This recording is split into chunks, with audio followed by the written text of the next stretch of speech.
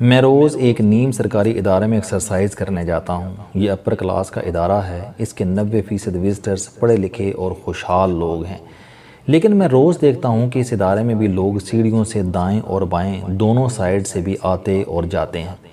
میں یہ تماشا سال بھر دیکھتا اور اگنور کرتا رہا، لیکن پھر میں نے سوچا ہو سکتا ہے کہ یہ لوگ اس بنیادی اخلاقیات سے واقف نہ ہوں، لہٰذا مجھے ان لوگوں کو سیڑھیاں چڑھنے اور اترنے کا طریقہ بتانا چاہیے۔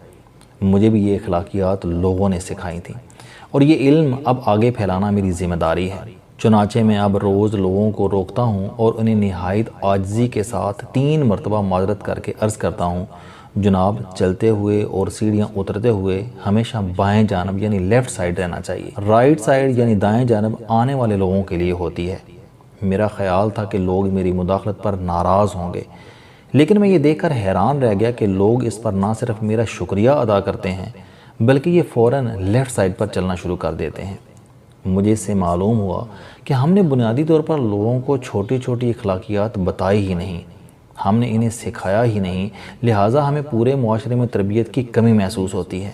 میں آج آپ کو عام زندگی کی ٹپس دینا چاہتا ہوں۔ ہو سکتا ہے کہ ان سے آپ کی زندگی مزید بہتر ہو جائے، لیکن میں اس طرف جانے سے پہلے آپ سے معذرت چاہتا ہوں۔ میرا ہرگز یہ مطلب نہیں کہ میں آپ کو اجڑ اور خود کو تہذیب یافتہ ثابت کر رہا ہوں۔ ہو سکتا ہے کہ آپ ان سے واقف نہ ہوں اور میری چھوٹی سی کوشش سے آپ کی زندگی بہتر ہو جائے۔ میں نے زندگی میں پہلی ٹریننگ ویٹر کی لی تھی، لہٰذا میں صحافی کے ساتھ ساتھ پروفیشنل ویٹر بھی ہوں۔ میں نے یہ ٹریننگ فرینچ سینٹر اسلام آباد سے لی تھی اور پھر اپنے بچوں کو بھی کرائی تھی۔ فرینچ سینٹر بدقسمتی سے بند ہو گیا، لیکن ملک کے 5 بڑے شہروں میں 5 اسٹار ہوٹلز ہاسپٹیلٹی کورسز کراتے ہیں۔ آپ خود اور اپنے بچوں کو یہ کورس کرا سکتے ہیں۔ آپ کو کھانے پینے اور دوسروں کی خدمت کی تمیز آ جائے گی۔ میں روز ایک دلچسپ عذاب سے گزرتا ہوں۔ میں جب بھی اپنے مہمانوں کو چائے یا کافی پیش کرتا ہوں تو یہ انکار ضرور کرتے ہیں۔ اکثر لوگ نہایت بدتمیزی سے کہتے ہیں کہ میں چائے پیتا ہی نہیں ہوں یا میں ابھی ناشتہ یا کھانا کھا کر آیا ہوں۔ میں یہ سن کر ہنس پڑتا ہوں۔ کیونکہ ہمیں کسی نے آج تک یہ نہیں بتایا کہ کھانے پینے کی چیزوں سے انکار بد تہذیبی اور بدتمیزی ہوتی ہے۔ مہمان نوازی کی 3 سٹیجز ہیں۔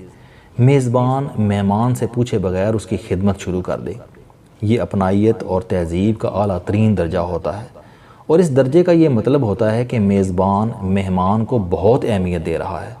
ہم جب اس سطح پر انکار کرتے ہیں تو اس سے میزبان کا دل ٹوٹ جاتا ہے۔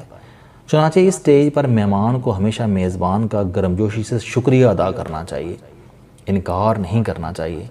دوسرے درجے پر میزبان مہمان سے پوچھتا ہے کہ آپ چائے لیں گے یا گرین ٹی یا کافی۔ اس درجے پر بھی انکار نہیں کرنا چاہیے۔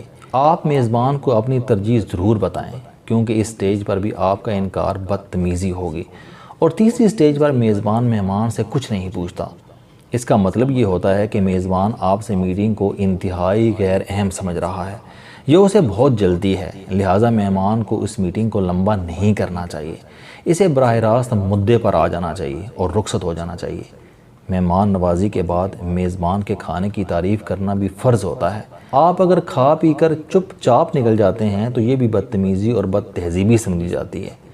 ہمیں یہ یاد رکھنا چاہیے کہ ہم جب تک شکریہ اور معذرت کو اپنی گفتگو کا لازمی حصہ نہیں بنا لیتے، ہمیں اس وقت تک خود کو پڑھا لکھا اور مہذب نہیں سمجھنا چاہیے۔ لہٰذا آج سے پروردگار کا شکر، دوسروں کے شکریہ اور معذرت معافی کو اپنی زندگی کا حصہ بنا لیں۔ آپ کی زندگی اچھی گزرے گی۔ آپ اگر کسی شخص سے ملاقات کا وقت لیتے ہیں تو آپ اسے صرف آنے کا وقت نہ بتایا کریں، اسے واپس جانے کا ٹائم بھی ضرور بتایا کریں تاکہ وہ اپنی مصروفیات کو ری ڈیزائن کر سکے۔ کسی شخص کے گھر یا دفتر میں جا کر بیٹھ جانا اس کے ساتھ زیادتی ہوتی ہے۔ کسی بھی کمرے میں اس وقت تک داخل نہ ہوں جب تک آپ دروازے پر دستک نہ دے لیں، خواہ وہ کمرہ آپ ہی کا کیوں نہ ہو۔ آپ جب بھی کوئی دروازہ اندر سے کھولیں تو دروازے اور آپ کے درمیان ایک بازو کا فاصلہ ہونا چاہیے۔ کیونکہ اگر کوئی شخص عین اس وقت دروازے کو باہر سے اندر دھکیل دے گا تو آپ دروازے کی زد میں آ جائیں گے اور دروازہ آپ کے منہ پر لگے گا اور آپ زخمی ہو جائیں گے۔ آپ نے پرانی فلموں میں انگریز اداکاروں کو پینٹ کی جیب میں ہاتھ ڈال کر چلتے اور کھڑا ہوتے دیکھا ہوگا۔ آپ نے کبھی سوچا کہ انگریز ایسا کیوں کرتے تھے؟ पुराने ज़माने के महज़ब अंग्रेज़ जेब में खुशबू लगा रुमाल रखते थे और ये दूसरों से हाथ मिलाने से पहले जेब में हाथ डालकर हाथ का पसीना खुश्क कर लेते थे, जबकि हम गीले हाथों के साथ दूसरे लोगों से हाथ मिलाते हैं। ये ज़्यादती है। मेरी आपसे दरख्वास्त है कि आप हाथ में टिश्यू ज़रूर रखा करें और दूसरों से हाथ मिलाने से पहले हाथ खुश्क कर लिया करें। दूसरा, जब तक दूसरा शख्स आपकी तरफ हाथ ना बढ़ाए, आप उस वक्त तक उसकी तरफ हाथ ना बढ़ाया करें। सलाम हमेशा मुंह से होता है और ये काफ़ी से भी ज़्यादा काफ़ी होता है। लोगों से बिलावजा गले मिलना भी तर्क कर दें, ये भी तमीज़ में नहीं आता। लोगों के कान में बात करने से पहले मुंह पर हाथ रख लिया करें ताकि आपके मुंह की बदबू से दूसरे डिस्टर्ब ना हों। और ये भी याद रखें, दुनिया के हर शख्स के मुंह से बू आती है और वो हर शख्स आप भी हैं। आप दरवाज़ा बंद करते वक्त पीछे ज़रूर देख लिया करें। हम अक्सर औकात पीछे देखे बगैर दरवाज़ा छोड़ देते हैं और दरवाज़ा हमारे पीछे खड़े लोगों के मुंह पर जा लगता है या उनकी उंगली और हाथ दरवाजे में आ जाता है।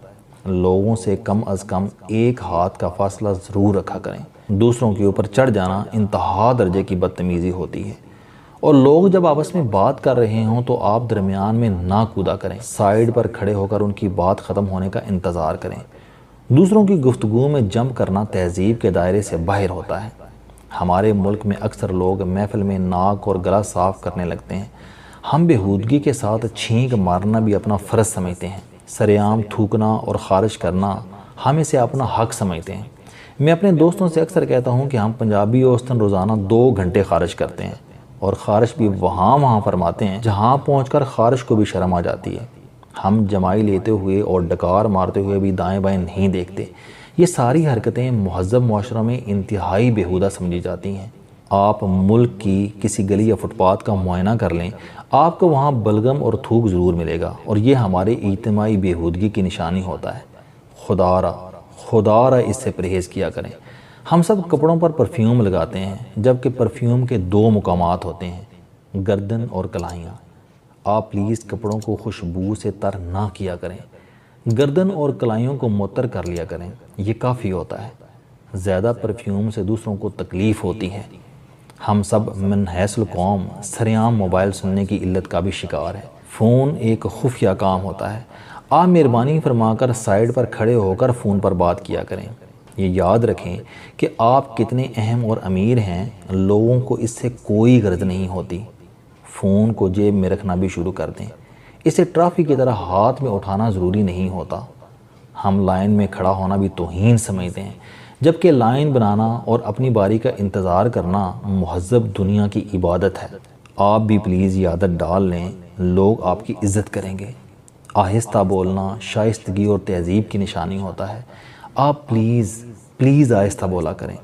अल्लाह ताला ने दुनिया में सब इंसानों को कान दे रखे हैं, ये आपकी बात सुन भी सकते हैं और समझ भी। आप एक बार उनकी क़ुव्वत समात पर एतबार तो करके देखें, आपको नताइज हैरान कर देंगे। और दूसरे लोगों को साहिब और सर कहने से लोग बड़े नहीं हो जाते, लेकिन आप ज़रूर हो जाते हैं।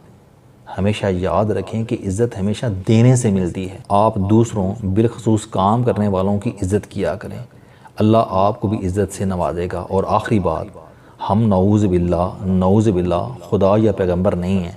हम सब आजिज़ इंसान हैं, लिहाजा अपनी बात और अपनी राय को हरफ़ आखिर ना समझा करें। बात किया करें, उसे मनवाने की कोशिश ना किया करें, वरना आप दुनिया और आखिरत दोनों में अकेले रह जाएंगे। अस्सलाम वालेकुम दोस्तों, इल्म दोस्ती चैनल बनाने का मकसद मोटिवेशनल और ज़िंदगी बदल देने वाली कहानियाँ आप तक पहुँचाना है। मुझे खुशी है कि आप अहबाब को ये वीडियोस बहुत पसंद आ रही हैं। कोई भी शख्स जो मायूसियों में घिरा हो या कोई भी शख्स जो अपनी ज़िंदगी मुस्बत अंदाज से गुजारना चाहता है, उसके लिए ये चैनल लाइफ चेंजिंग साबित होगा। मेरा दावा है कि कोई भी शख्स अगर इस चैनल की वीडियोस देख और सुन लेगा तो उसकी ज़िंदगी बदल जाएगी। अगर आपको ये चैनल पसंद आए तो इसे सब्सक्राइब करना ना भूलें, ताकि हर नई आने वाली वीडियो आप तक पहुंच सके। इस वीडियो को दूसरों तक ज़रूर पहुंचाएं, क्योंकि ये सदका जारिया है।